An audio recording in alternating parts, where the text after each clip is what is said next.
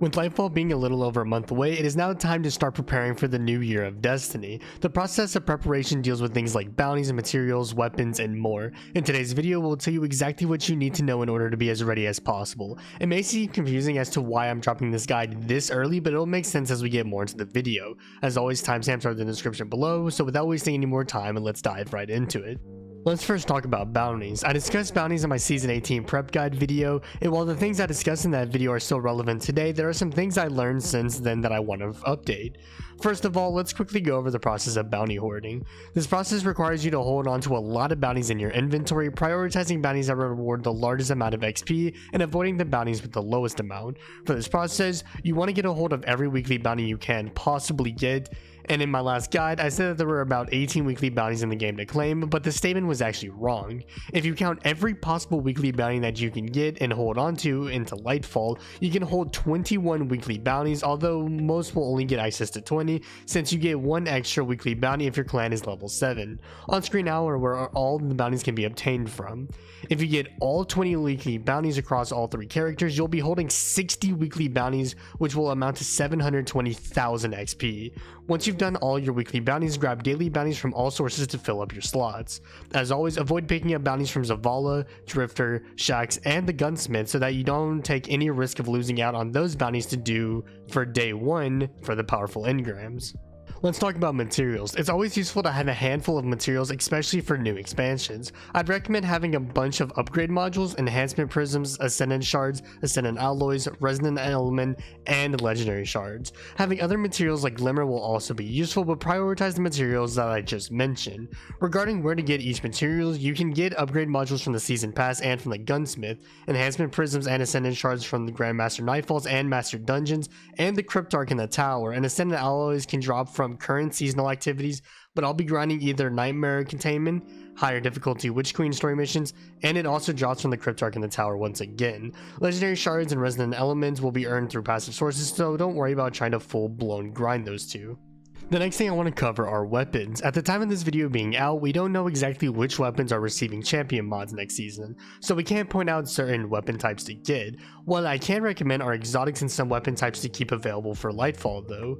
There's a list of exotics to have ready for the new expansion, with those being Galahorn, Izanagi's Burden, Witherhoard, Divinity, and more. I'd also recommend having rocket launchers, linears, blinding grenade launchers, Chillclip fusion rifles, and other strong weapon types going into the next expansion. If you want a great list of weapons to bring into Lightfall, then I'd recommend checking out Destiny Recipes, which is a great tool to track XP from bounties, weapons you have, and more. You can find the link to the website in the description below.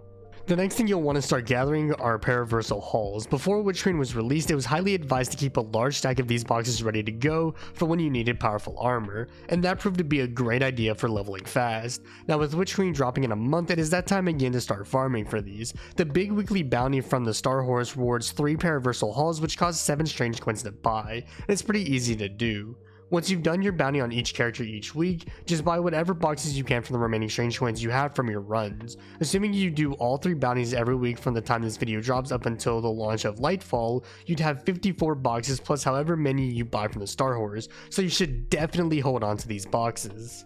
Moving on to the miscellaneous section of this video, this will simply feature some additional tips that aren't necessary but wouldn't hurt to do.